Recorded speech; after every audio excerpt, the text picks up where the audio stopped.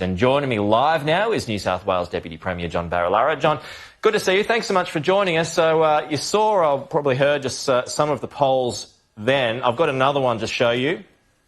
Sporting Bet has McBain at 170, Cot Voice at 240, Trevor Hicks at $15. So are the punters on the money?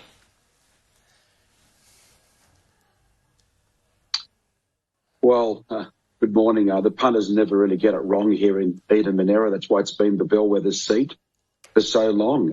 We're a very in-tuned electorate, close to the nation's capital. Politics is always in the air, and in my mind, the punters, the voters, they're in tune with what the issues of the day are, and parts of this electorate ravaged by the summer fires and now COVID. So I think those polls are probably close to the mark. Okay, so you're expecting a Labor win then?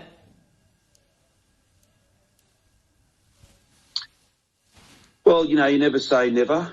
Last year, of course, Scott Morrison wasn't meant to win the election, and he did it quite easily. The truth is there's 14 candidates in the field, and when there's 14 candidates in the field, you touched on this earlier, it's where the preferences flow. Besides predominantly the National Party preference flow going to the Liberals, everyone else is preferencing the Labor candidate, Christian McBain. And look, in one way, this is going to go against history, over 100 years of history to win the seat. But look, I'm not writing off the Liberals yet. My view is that it's always been a bellwether seat. They know down here that you get stuff done when you've got someone in government, and 2 years out from the general election, they might experiment with that. Have you been asking your supporters to preference Labor over the Liberals?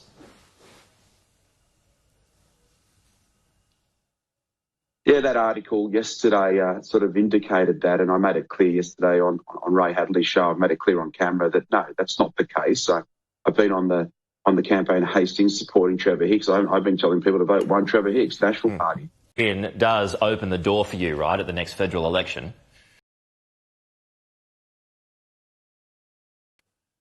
Yeah, absolutely. I mean, if the Liberal Party win the seat or the Nationals win the seat, we don't, we won't have a three-corner contest. We just don't have three-corner contest against a sitting coalition member of Parliament, and that has always been the rule, and that's a rule that we will stick to. And Labor wins and Christian McBain wins, then that makes it easier for the Liberals or the Nationals to contest. But again, I've said this before and I'll say it again, Christian McBain is someone I've also built a friendship with as the Mayor of Bega, someone that was prominent in the bushfire recovery, and she's been a great local mayor down the southeast, and as the Minister for Regional New South Wales, I've done a lot with her. So again, I respect people that fight for their community, and that all should determine who puts their hand up and why you run in politics. But if it opens the door for you, you want a shot at federal politics, right?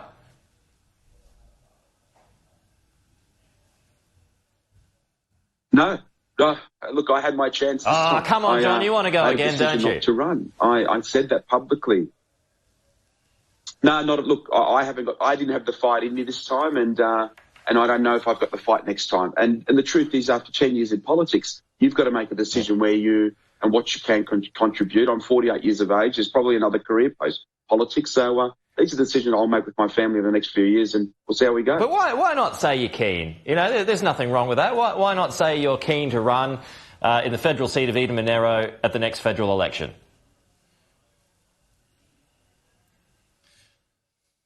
Hey, Peter, I'm a straight shooter. I call it as I see it, and that's why I've said I'm not ruling it out. And that's the best I'm going to say, because at the same time, I don't know what it looks like in 2 years' time. I've got a 4.5-year-old at home who misses Dad. Hate seeing Dad jumping on a plane, and that was a big part of the reason I didn't run this time. Do you regret stepping aside?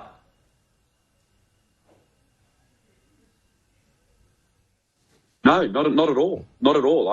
At all. And, I'd say that today if I felt any regret, but I don't. I feel very comfortable and at peace with my decision. I've enjoyed the campaign trail, assisting Trevor Hicks, and being on the ground, talking to my community. But when you're not in the race, there's less pressure. So I've enjoyed the campaign as an outsider rather than someone with the focus on me. And it's been really good to talk to this community during a really tough period of COVID.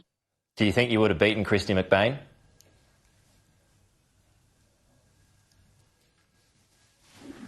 Look, as I said earlier, you're going against 100 years of history to win this seat while in government. And as I said, a very smart seat, a lot of smart voters down here. And Christie is, like I said, a very, very good candidate. Okay. Very well liked down the southeast of this electorate. Well, you know what's and then, interesting? of course...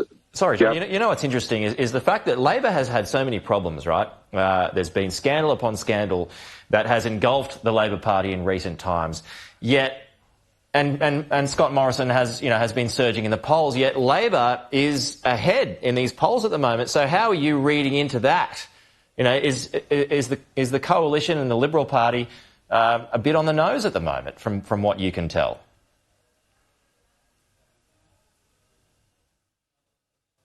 No, not at all. I mean, remember when I won my seat in 2008, I won it with 750 votes. At the next election of 2015 at the state level, there was a 9% swing against the government, the Baird government. But I had a 0.5% swing to me. In the last election, I've gone to about almost a 12% margin. And the truth is, down here they back the candidate or the local member who works hard for them. And that's why Mike Kelly held the seat against 70 years worth of history.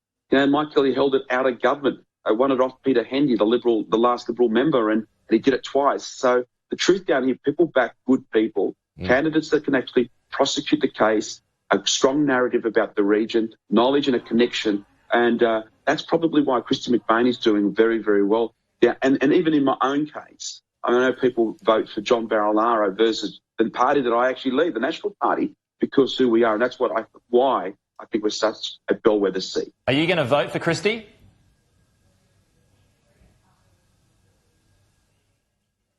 Mate, I'm voting one Trevor Hicks, and I'm encouraging all your viewers to vote one Trevor Hicks. and then? How to vote card will preference the Liberal Party. Well, what happens in the privacy of the ballot box is for all Australians to enjoy. And as I said, I back people, mate, for parties. Yeah, okay. Hey, John, I just got a quick one. How concerned are you about this? This gentleman who's jumped on a plane, I think it was. I can't remember now. He's come from Melbourne. He's come to Sydney, and then he's worked in this Woolworths, and now 50 people are in isolation. You must have great concerns over that at the moment.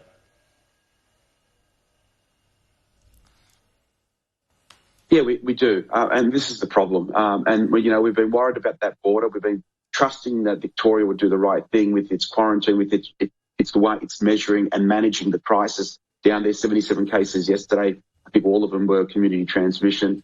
That is a problem. And then to see someone go into quarantine, test positive, and after 10 days release on a plane and then into Sydney, that's where the threat for New South Wales is. And we'll have to give this greater consideration. I know the Health Minister, the Premier, myself, and other members of the government will keep monitoring, but fingers crossed it hasn't blown out to be anything more than the individual. But I tell you what, that's the concern we all have. Would you ever consider shutting the border with Victoria?